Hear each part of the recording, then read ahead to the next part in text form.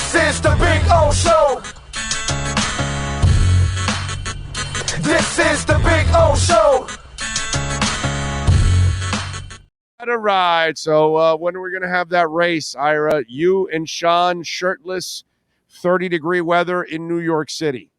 Well, I'm usually out there in my boxers in Times Square. You've seen me for years out there. Of course, Ira Winderman, the Naked Cowboy. People know that already. So if Sean wants to meet me out there, I'm fine. Just have him bring a guitar, a cowboy hat, and our skivvies, and we'll race around. First one arrested loses.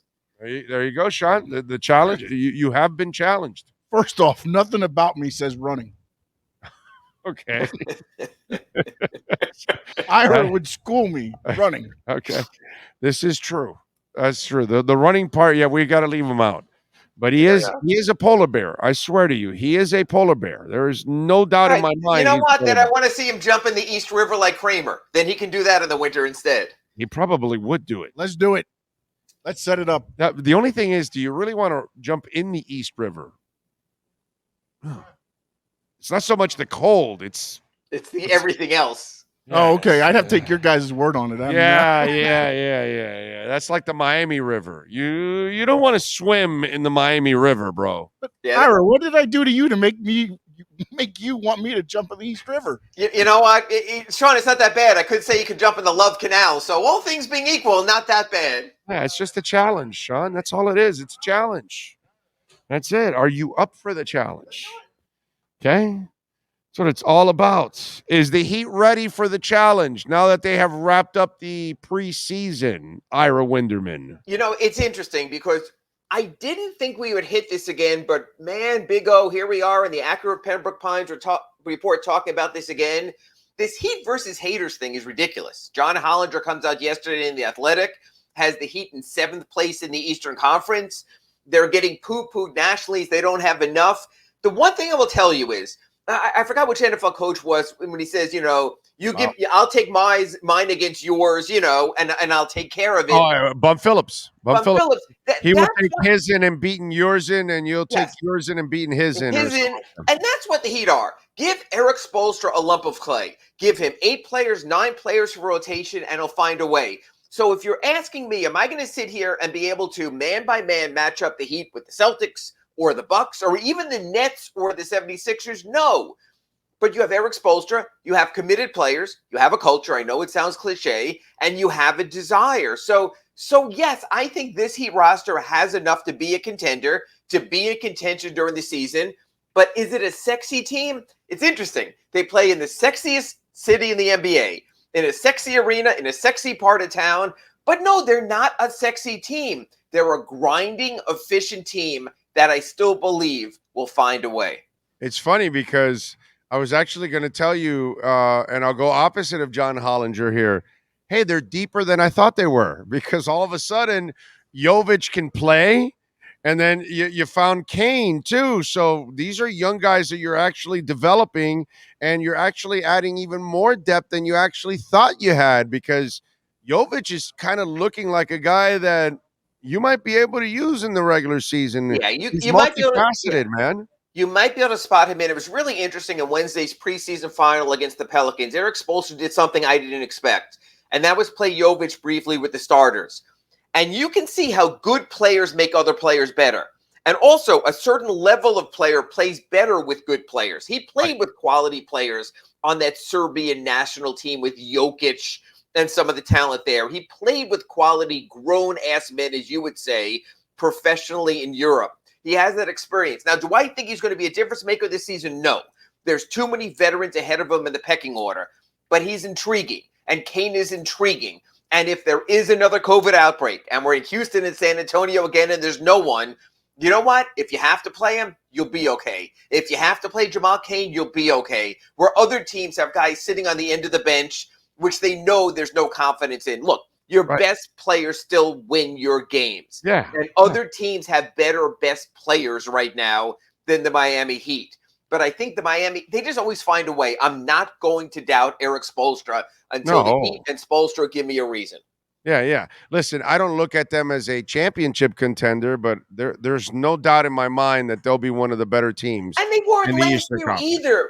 but they give themselves a puncher's chance. The Heat weren't better than the Sixers. They weren't better than the Celtics, but they were right there because they give themselves a chance. So, Big O, I would put it this way.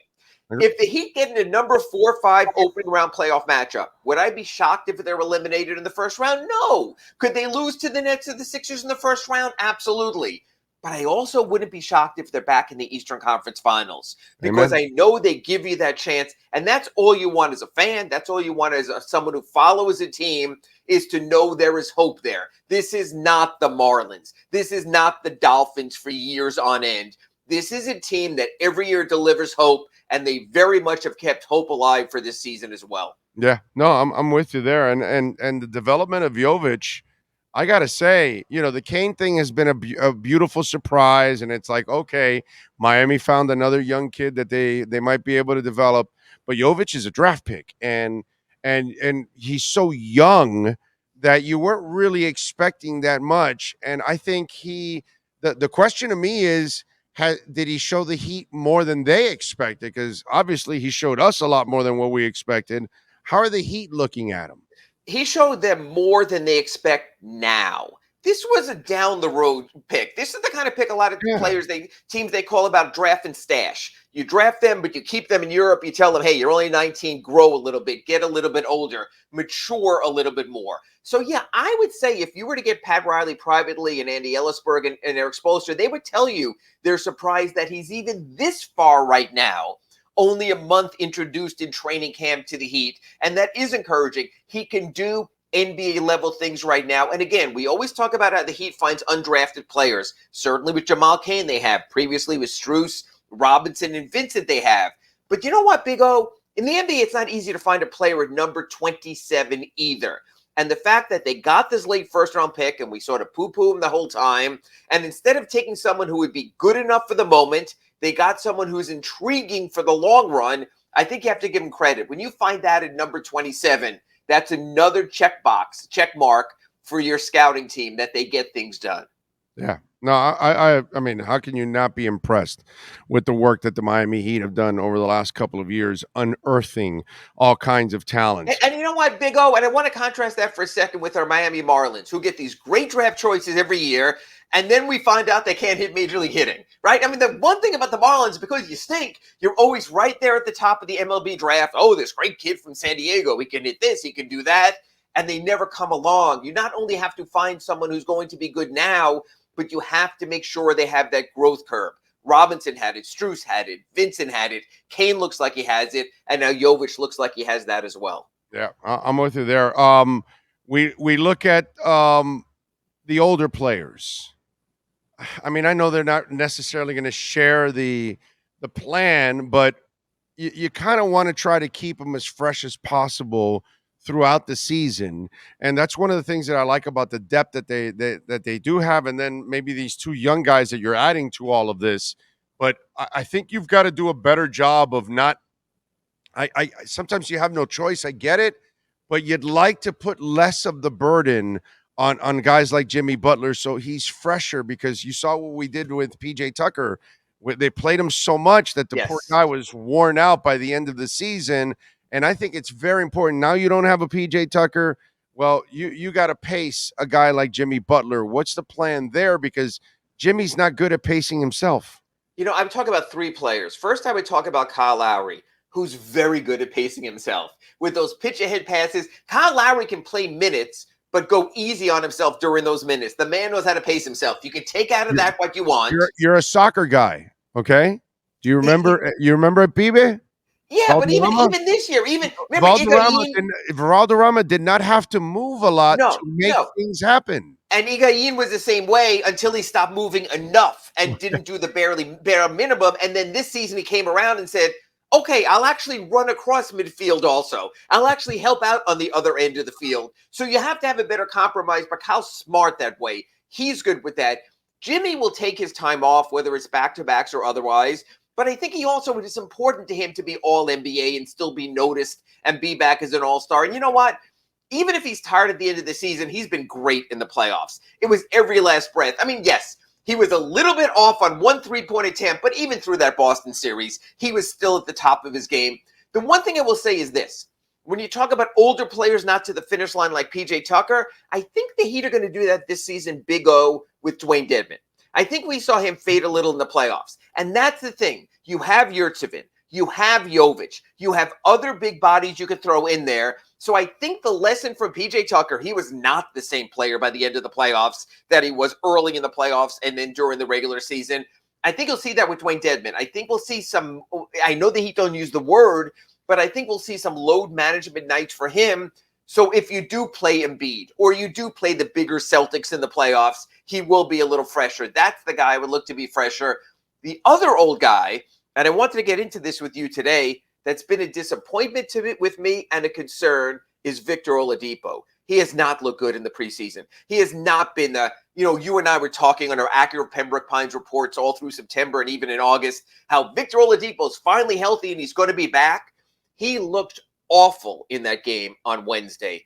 And that's a real concern of mine. And I'm sort of going with my Sunday column. We'll talk about that in a little while in a little different direction because of that. But Big O, if you're asking me, Caleb. Yeah. And I like Caleb Martin and everything, but you have no shot creator on that second unit. Let's look at that second unit right now, okay? And Eric Spoelstra was nice to us. He rolled one out on Wednesday. So you had Dedmon, you had Robinson, you had Strus, you had Vincent, and you had Oladipo. If Oladipo's not creating, there's not another creator on the floor. Dedmon's not a creator. Strus is not a creator. Robinson's not a creator. And God bless Gabe Vincent.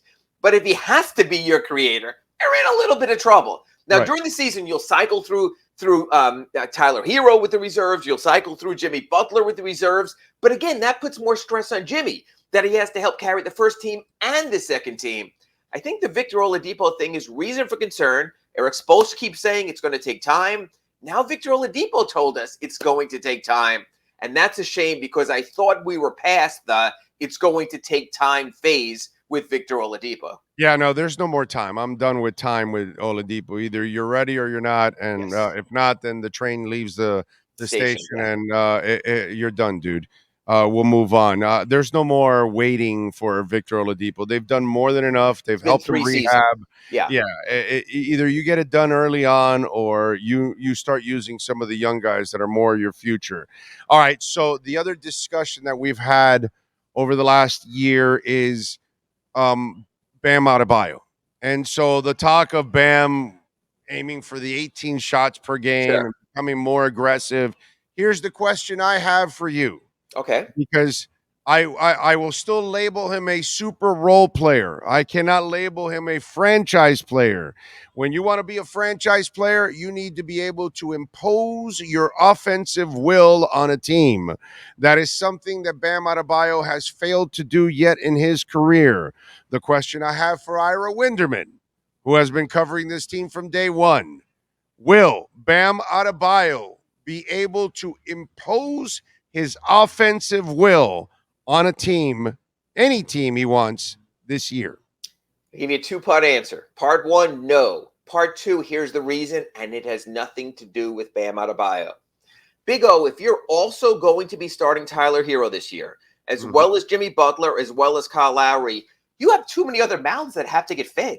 You can't be having Bam taking 18 shots and taking shots away from Tyler Hero, taking shots away from Jimmy Butler, taking shots away from Kyle Lowry, who we all agreed wasn't offensive-minded enough with his shot attempts last year. That's why I don't like Tyler Hero starting. Because if you're telling me you want to get more out of Bam Adebayo, then you're putting another cold-blooded scorer who needs his shot attempts in the first unit also. It was so much easier with a spacer, with a Duncan Robinson, with a Max Strus. So I think Bam, if he wants to become that be-all, end-all 18 shots, 15 shots a game guy, this is not the right mix for him. Wait a minute. Let's play point and counterpoint. Sure. Without saying, Jane, you ignorant slut. Let's go with, wait a minute, those are two facilitators. Jimmy Butler is more than willing to facilitate. He's not the guy that's going to take 30 shots because he has to and he needs it and he wants it. And I'm Russell Westbrook. No, or Westbrook. And then Tyler also is a facilitator too. And I think if Bam brings something different to the table that the other guys don't have, and that is size and freakish athleticism. So if he's willing to impose his will wouldn't the penetration and creation from Tyler and Butler actually be the opposite of what you're saying? It should open up things for Bam because you're so worried about Butler and Bam. And just, to take us a mild shot at Jimmy, I'd rather have an aggressive Bam around the rim than a Butler shot from 17 feet or deeper. Except Jimmy penetrates to draw contact and get to the foul line, and he is great at that. That's large percentage of Jimmy's drives are going to be to get to the foul line. Tyler Hero always plays with his eyes on the rim. I know he could be a good passer, but I know that in that role, at Mr. $30 million a year, he's going to be looking to get his scoring average up and score also. So all I'm saying is, I just think if we were to do one of those pie charts and you were to do quadrants for all the players, with Tyler not in the starting lineup, the piece of pie would be bigger for Bam. With Tyler in the starting lineup, you're adding another create his own offense scorer also, and that's fine. Look, this is you talking. I never said Bam has to score more. I don't give a rat's ass if he scores more. I think if you want them to be a championship team, I think they can do that with Bam taking the same amount of shots he took before. I do not. I do not, because they didn't add the star. So if you didn't add the star to go with Jimmy Butler, then you need Bam to be more than the super role player he is. He needs to become a force offensively. And if he becomes a force offensively because of his length, because of his athleticism, he's also a mismatch too for a lot of people if he can become that player. So if you want the team to be, the surprising, gritty, blue-collar team, they can be that without Bam.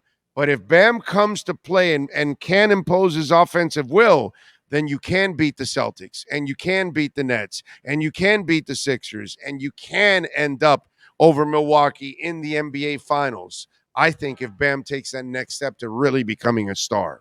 That's just me. I think there are three players who had the chance to come into this year and impose their will and single-handedly lift the Heat. I think one of them is Victor Oladipo. I do not feel that way anymore. I think one of them is Bam Adebayo. You certainly made a compelling argument. But I think the other one is Tyler Hero. And if Tyler Hero makes that jump, then you may not need that Bam jump. Then at the end of the games, holy crap, they got Jimmy Butler and they got Kyle Lowry and they got Tyler Hero all with a chance to score. We don't know who we can choose to pick our poison and to try to say you can beat us, and you don't have to have it be Bam Adebayo. So I will say this, Big O. Either Oladipo, Hero, or Adebayo have to take a major step forward this year, but only one of them has to reach the next level. I'd rather pin my hopes on Tyler Hero in that regard than maybe force Bam Adebayo to be something that he naturally is not. All right, very important question. Who can eat a triple whopper faster, Sean or Ira? Too much bread. The whole actually, no, I was thinking Big Mac. A triple whopper? I'm like you. You go to the cholesterol doctor and the heart doctor, and they said, okay, do you want me just to reserve a bed for you right now? We're not all as robust and healthy as the young Sean Stanley. You and I were a little bit older. Yeah. A lot of backtracking there, Ira. A lot of backtracking. There's no way I couldn't even finish a triple whopper. I couldn't. There's no way I could do it. Yeah, I don't want to have to tell my cardiologist that. I do know this. I know that you're at Acura Pembroke Pines today, correct, Big O, like you are on Fridays usually? And I know they have a little gift store there for keychains and some other stuff. I need you to go in after the show's over, okay? And get the trademark Acura Pembroke Pines Speedos for both me and Sean. When we have the big race, we'll be properly dressed. I got it. Definitely. Thank you. Definitely. The poor people that got to watch that. Yep. Definitely. Pay-per-view. Hey, Sean, you might say that, but more people would rather watch that than the crap that Amazon, or rather that Prime is thrown on Thursday nights the last 2 weeks. Oh, my God. Very true. Thank the Lord for the Panthers last night. Yes, my Lord. Or Rangers, as I like to say. But I could put it on the side there and just watch it half-ass. And, thank the Lord, man. That's so good. All right, what do you got going on in the Sun Sentinel so folks can check you out and subscribe? Few things, actually. Just wrote my Ask Ira today on signing Drew Smith to his two-way. I think the Heat are done tomorrow, 5 o'clock, when most of the cuts are going to come, 48 hours ahead of the cut-down waiver period, 5 p.m. Saturday. Wrote about Caleb Martin fitting in as a small forward, and a power forward, and my love about him is he said it's still more important to him that he plays as a closer than a starter. I love that perspective. Posted that at sunsentinel.com. And just like we spoke about here in our Acura Pembroke Pines report, my Sunday column is going to be why the Miami Heat should not start Tyler Hero and that they need a facilitator and creator on the second team. I understand what the contract says. I understand what the ego says. But if we're really about the greater good with the Miami Heat, then I think maybe you need to rethink that. And I did go back in recent years. Typically, the starting lineup at the start of the season has not been the starting lineup at the close. So there's still some time for that. All right. Sean has a question. All right, I wanted to ask you about Duncan Robinson because in the preseason we've seen him be a little bit more complete, than just a more complete player. Yeah. Is that because it's the preseason, or is that what we can expect maybe from Duncan Robinson? No, Sean, first of all, a lot of teams are holding out regulars, so Duncan's not really even going against second teamers. He's going against pretend second teamers, so that really helps. But he has a chip on his shoulder. And look, Duncan Robinson, the criticism has been over the top, because we're criticizing him compared to the contract. If Duncan Robinson was a $5 million player, Big O would say that's a hell of a value for the Heat. Right, it's of course. Because of the contract. Hey, you get the money, you have to live up to the money. He hasn't done that. But I got to tell you also, I think the Heat have spotted Duncan Robinson for another reason. What a great chance to showcase him. People who might have had doubts about Duncan Robinson on the trade market might be looking at some tape from the Miami Heat preseason and going, maybe this is sort of what we can use. He's working on his game. Yeah, yes, or exactly. maybe this isn't such a bad contract. I think the Heat have done a very good job of showcasing Duncan Robinson in the right spots during the preseason, like they did in Brooklyn, like they did against the Grizzlies. Yeah, because, we all talk about his defense, but one of the things I harped on all last year was he's really a very incomplete player offensively, and I saw more of it now that off the dribble, getting to the foul line. Off the dribble, getting to the line, facilitating, rebounding, all these kind of things. And in the preseason, I've seen him do more of those things, and I commend them for that because you just can't be one style of offensive player that you're just a shooter and that's it. You got to add more, man, because then you become so predictable. Well, and Eric Spoelstra says that development should never stop, and to Duncan's credit, Amen. It hasn't. Amen. Coaches, players, all of us should try to develop every single day. I don't know what happened to me, but I tried. Long time ago. All right, follow him on Twitter at Ira Heapy. Catch his work there at the South Florida Sun Sentinel, always getting it done, and 3 times a week here on the platform. Ira, as always, thank you, my brother. Appreciate you. Back into training this weekend, ready for Winderman v. Stanley. Thank you, Big O. There you go. Winderman v. Stanley. I love it. Bring it, Winderman. There you go. That is awesome. That is our Acura Pembroke Pines Miami Heat and NBA reports.